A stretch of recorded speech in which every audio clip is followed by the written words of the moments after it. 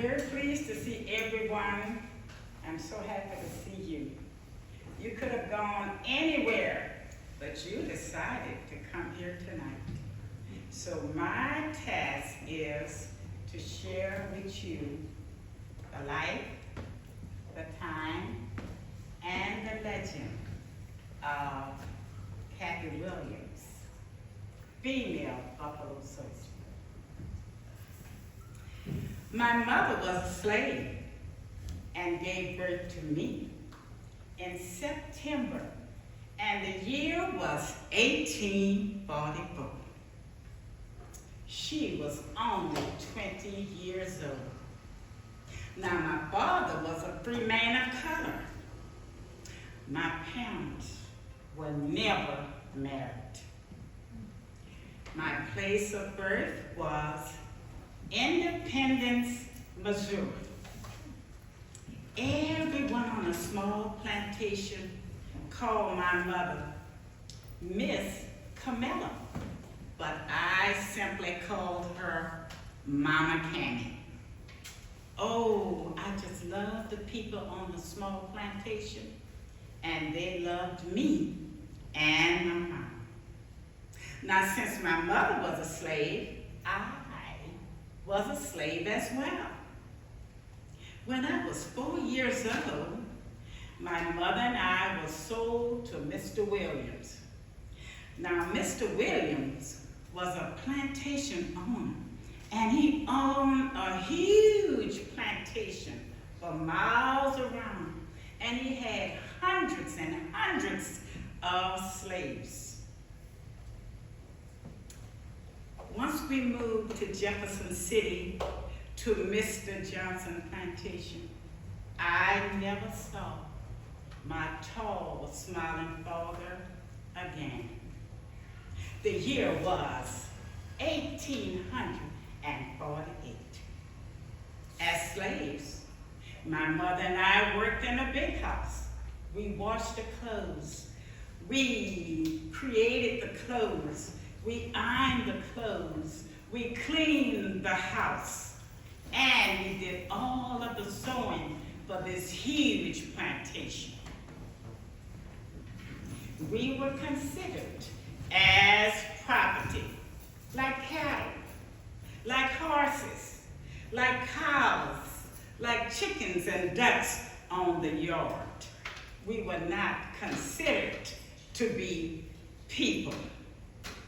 For years and years, I worked as a house slave for the Williams family.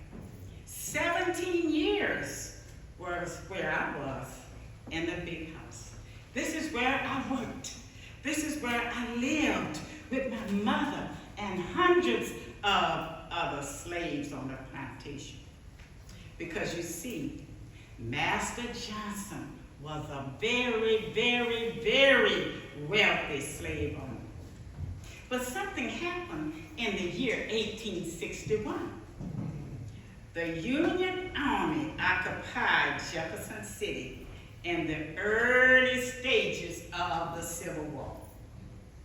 One morning, we were walking down the streets with my mother and the other people, and we were looking for work. And I was captured along with some other colored folks. I was considered as contraband.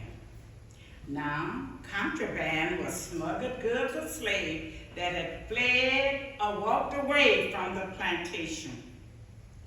I was now contraband. I didn't want to leave my mother, and I never saw her loving, smiling face again. I was lonesome, very, very lonesome. I traveled with Colonel William Planter Benton of the 13th Army Corps. He made me travel with the unit. He wanted me to cook. I did not know how to cook. I had always been a house slave. This was all that I knew. I was 17 years old. I traveled by boat, and I marched for 3 long years with the Army from Arkansas to Louisiana and on to Georgia. At Little Rock, Arkansas, I learned how to cook. For 3 months, I was trained at the big cooking house. And when I returned to my unit, I was now the head cook. I was the new cook, and I cooked all the food for the generals, for the soldiers, and everyone else. We continued to travel, and I was at the Battle of Pea Ridge, Arkansas, and I was at the Red River campaign. And something happened that I've never seen in my young life. I saw colored soldiers dressed in brand new uniform. Imagine colored soldiers. There were short ones, tall ones, big fat ones, and real thin ones. What a sight. I could not get this out of my mind. I closed my eyes and I saw the soldiers. I opened my eyes and I saw the soldiers. I just couldn't get the soldiers out of my mind. My, what a sight. Later on, I went to Washington, D.C., and I served with General Philip Sheridan. I was the cook. I was the laundry woman. I was the active nurse, because when the soldiers were hurt or sick, they sent for me, and I took care of them. Besides cooking, this was my daily work. I was busy from sunup to sundown. We traveled from the Shenandoah Valley in Virginia to Iowa. And later on, we went to Jefferson Army Barracks in St. Louis, Missouri. I stayed after the war ended on April 9, 1865. I stayed because I did not have anywhere else to go. I had no mother. I had no father. I didn't have any close relatives at all. So where was I to go? I stayed in St. Louis, Missouri. But I was lonely. I missed my mother. I worried about my tall father with a big smile. But I had to take care of myself. I had to make some money. Now, I had traveled and marched with the Army for many, many years. I knew Army life. I could march with the best of them. An idea was now forming in my head. All of a sudden, I saw my cousin and his friend. I was so very happy. I knew what I had to do. I had to join the Army with my cousin and my friend. Now, my secret of being a female would be saved with my cousin and his friend. Oh, I was so happy because I found out as of July 28th in the year 1866, men of color could join the Army. They could travel out west and fight the Indians. They could be part of the Indian Wars. Oh, I was so happy. I could barely contain myself. I ran to my old room, and over in the corner was a huge trunk. I threw open the top, and I began looking all through that trunk, and I found a pair of old rusty scissors, and I found some old men clothing.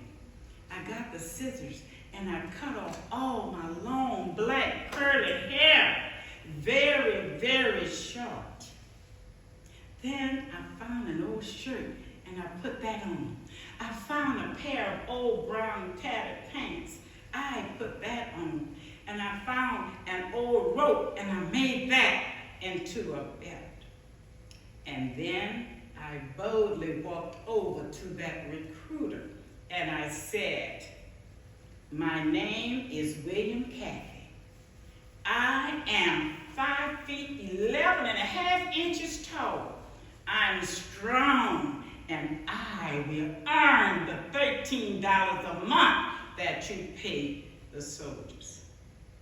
I was immediately signed up as a Buffalo soldier for 3 years. I'm 22 years old. I am now a Buffalo soldier. I'm in Company A, the 38th Infantry, and my name is William Cathay. Now, we begin to travel. We help build forts. We help rebuild the forts. We cut roads for the settlers that was traveling out to the west. We fought the outlaws as well as the Indians. We also looked out for wild animals, and we looked for places where there was a lot of grass so that the cattle could be fed. We also looked for water holes so that the people and the animals could have water. Now, the Indians had never seen men of color like us before. They admired our strength. They admired the fact that we were very fierce and we fought unto death or to the very end. So the Cheyenne Indians said, "We will call them Buffalo soldiers," because they had the smooth brown skin. They had the short curly hair like the buffaloes. They are strong and they are fierce. And the Indians loved the buffaloes because they relied heavily on them. These soldiers are healthy. They are strong. They look so much like our buffaloes with the color and the hair and the strength. And the Indians admired and respected the Buffalo soldiers. They said, "These men remind us of our prize buffaloes." We were proud of that name.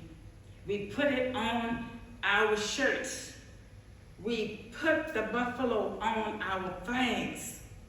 And the ones that could drew pictures of the buffalo. We now had the images on our flags. We had the pins on our breasts. And we were proud to be called the Buffalo Soldiers. We continued to march on and fight and blaze the trails for the settlers that were going out west. My regiment marched from Missouri to Colorado and on to New Mexico. I was an excellent soldier. I could march with the best of them. I could run. I could shoot a musket. And I could carry it while I was on guard duty. I loved being out in the sun. I loved having the wind on my face. I loved having the wind at my back when I walked. I was at my best when I was marching and going from one place to the other. I helped protect the settlers from robbers, from outlaws, wild animals, and the Indians. I fell in love with the Rocky Mountains. I fell in love with the West. Oh, how happy I was to walk out in the untamed Western area. Now, I did not have the best food or the best water to drink, and I had to go to the hospital. However, My secret of being a female was not discovered. After almost 3 years, I grew tired of the military. And one day, I went to the hospital and I pretended to be very, very ill. Now, there was a very, very young doctor on duty. And when he pulled all my clothes off and discovered that I was not male, I was very much a female, he ran out of the hospital and went over to the captain.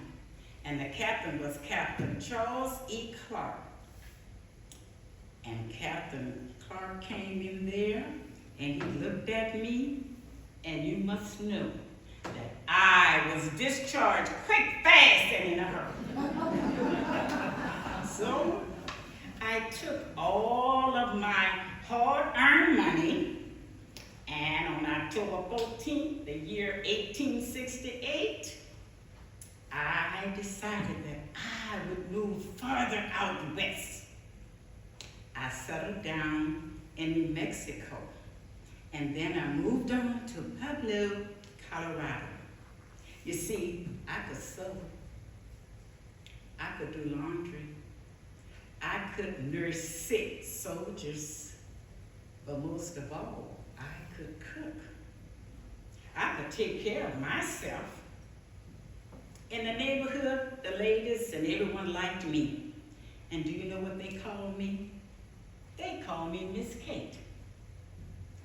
I was no longer William Cathay. I now had a new small home in Trinidad, Colorado, with a golden view of the Rocky Mountains. At night, I look up in the sky and I see the big golden moon. And I look over and I see the mountains high in the sky. And as I sat on my little porch, I felt the quietness and the darkness enveloped me. And I was happy. I was so happy because, you see, I was no longer a slave. I was no longer a house girl. I was no longer a Civil War washerwoman. And I wasn't a cook. I was free. I was proud. I had a voice. And I now lived in a place where no slave had ever walked or lived. I had my own home. I had money. And for 24 years, I took care of myself. And I was happy. I was so proud. And I looked around at my home, and I even planted a little garden in my backyard. I was so happy. Now you might know I met a man and I got married. But let me tell you, that man was no good and shiftless. He stole my 2 horses. He stole my brand new wagon.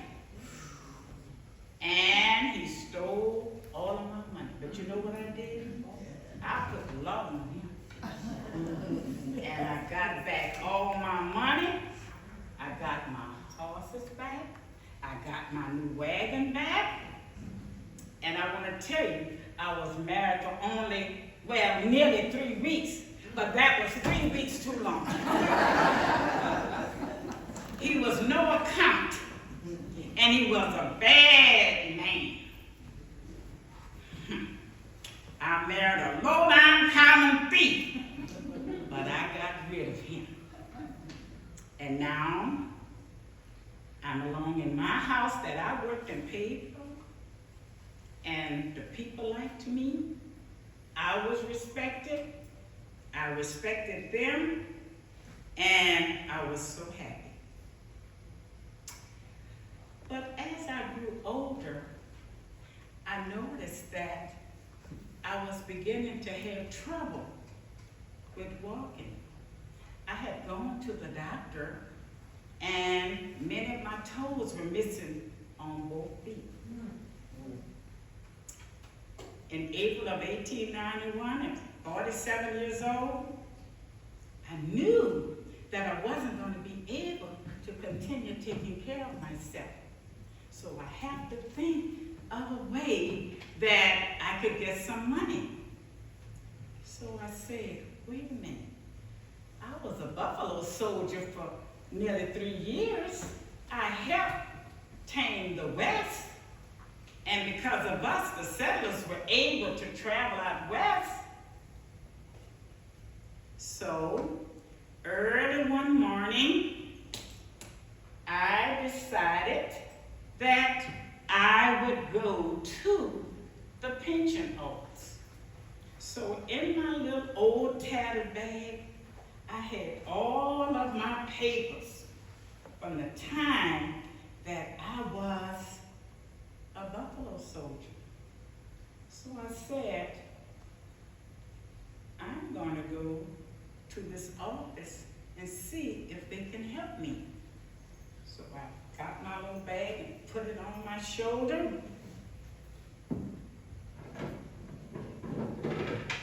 Got my 2 walking sticks, and I walked all the way down to that pension office. And everywhere I looked, it was all white people. Nobody there that looked like me. But that was all right. I went to those people and I said, I need some help. I'm 47 years old. I have toes missing, and I can't take care of myself any longer. Can you please give me a monthly pension? Well, they sent the doctor in, and he examined me, and he said, oh, you are fit. You can go out and find work. Go and look for a job. So, I was very sad, but I left, and I went back to my little house. A week later, I went back to that pension office, back to all of those white people there. And they looked as if to say, oh, here she comes. But I walked on in there, and I said, you've seen my papers, but I'm going to tell you about my life as a buffalo soldier. I'm going to tell you the names of the generals that I marched under. I'm going to tell you about the places that I traveled to. Here are my papers. Please help me. I need help now. I was denied again. So I went on back to my little house. I was so heartbroken. And I began to think about my mother. And I wished that she could be there to pray with me and sing those old songs to me and just hug me and hold me and tell me that she loved me. I wished for my tall father with the lovely smile. I didn't have anybody. So I sat on my little front porch and I decided, after some rest, I'm going back to that pension office again. So now, this is my third time. So I went on into that office, and they had that look on their face, and I had a look on my face too. So I went on in there, and I said, please listen to me. I was a buffalo soldier for nearly 3 years. I traveled all over the West. We had all these states organized because the people could travel. You had the proof. Please help me. And for the third time, I was denied. So I put my little tattered bag with all my important papers on my shoulder again.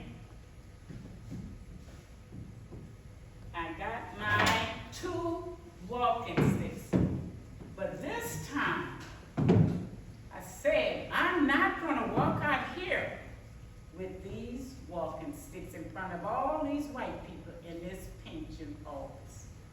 So I stood up and I put 1 walking stick under each arm. And I said,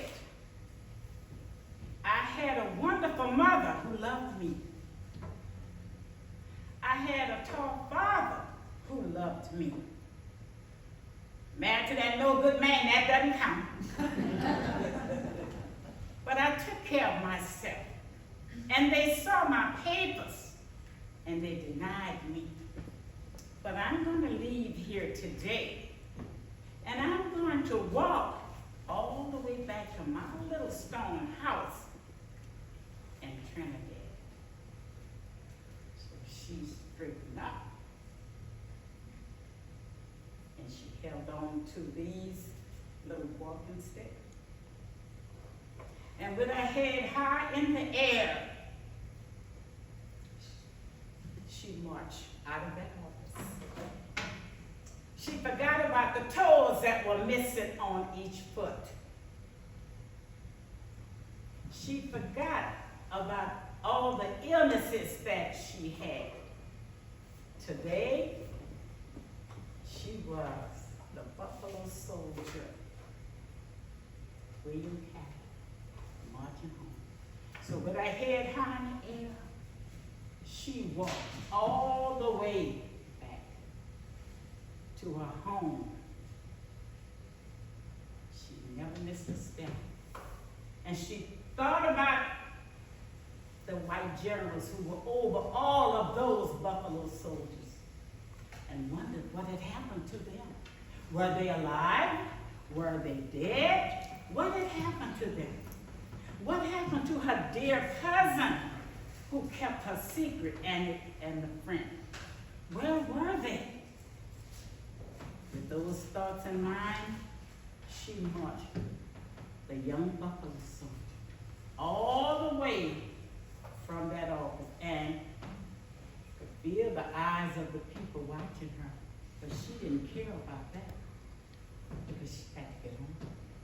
So she marched and she marched and she marched until she came to her little house, the little stone house that she had worked for.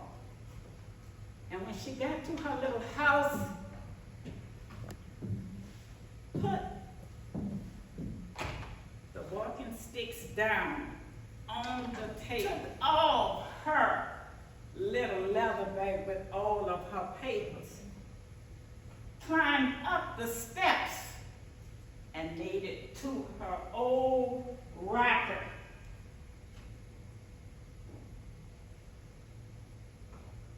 And she sat down in her little rocking chair. The old tattered blanket was on the arm of the chair. She wrapped herself up with her blanket, the best that she could. She looked up at the sky and she saw the beautiful golden moon shining like a star and smiled.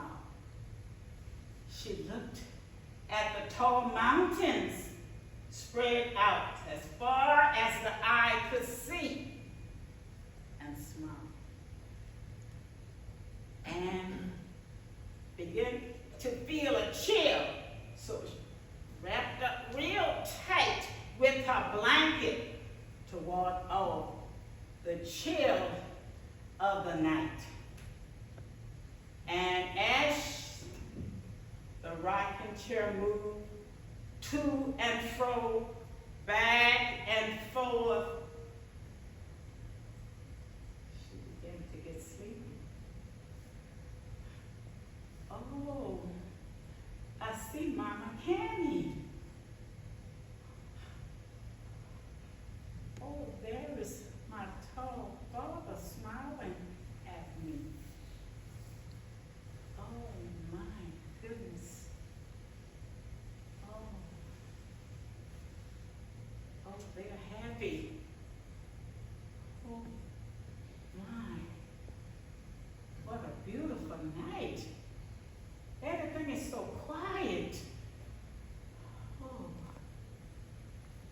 hear the crickets. Oh my goodness. Oh. Oh my goodness. I didn't get my pension, but I'm at peace tonight. Everything is well. I'm happy. I took care of myself. I didn't go to anybody for help until I got so old that I could not take care of myself. So now, I'm happy. I'm at peace. And the rocking chair went back and forth, back and forth, back and forth.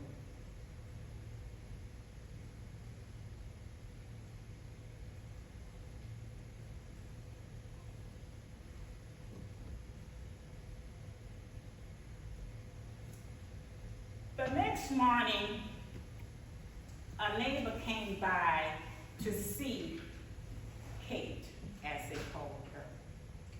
And she said, oh, what is she doing out here on the porching the rocker? What did she do? So she walked up closer to the rocking chair, and she said, Miss Kate, why are you out here? No answer. She walked a little closer and she said, Miss Kate, wake up. I came to get my dress for the party. Is it ready? No answer.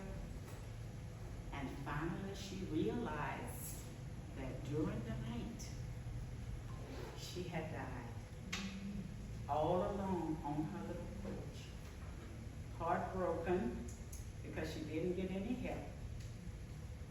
But she had wonderful dreams.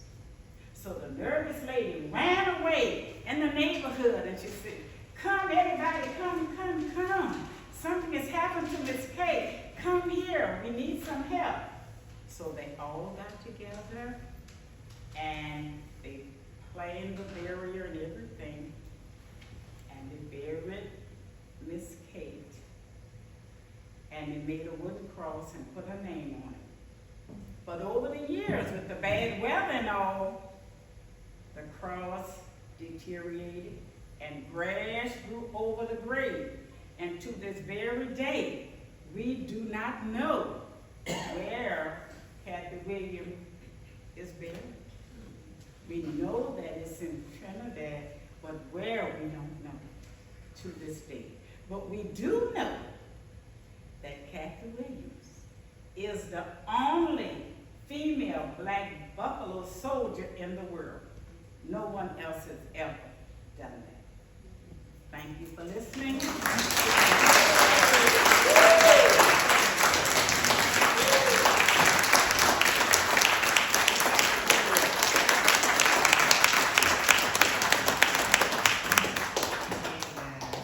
Very good, very good. Anyone has some questions? We have places where you can visit and see the statues of Cathay Williams. And before the late Colin Powell died, he was the one that dedicated the big statue of the Buffalo Soldier. And that was a magnificent feat, and it's still there to this very day. Cathay Williams has a black stone bench with her name on it and spelled two different ways, C-A-T-H-E-Y and C-A-T-H-A-Y, Williams. So I thought Cathay was very brave that she changed her name. And she did something that had never been done before. So she was very brave to do this. But when you're alone in the world and you don't have anybody around, and you have to take care of yourself, you have to do desperate things because it calls for desperate measures. So she was very brave, and I was so pleased that I found out about her when I traveled to Houston, Texas to visit my daughter. She took me to the museum, and I saw a picture book about Cathay Williams. But she purchased a book for me, and I read it, but it just didn't give me enough information. For 10 years, I worked on the story of the life of Cathay Williams. I traveled everywhere I could to find out information. And finally, I wrote my own book about Cathay Williams. And I got quite a bit of information, and I sent a copy to the company, and they were very pleased, and they said that I had discovered places that they didn't have, and pictures that they didn't have. So I was very pleased about that. So when you're under strain, or stress, or whatever, you go deep within yourself, and you end up doing the right thing and taking care of yourself. But I want to thank all of you for coming.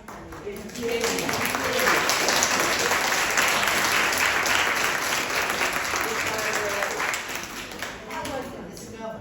She died alone.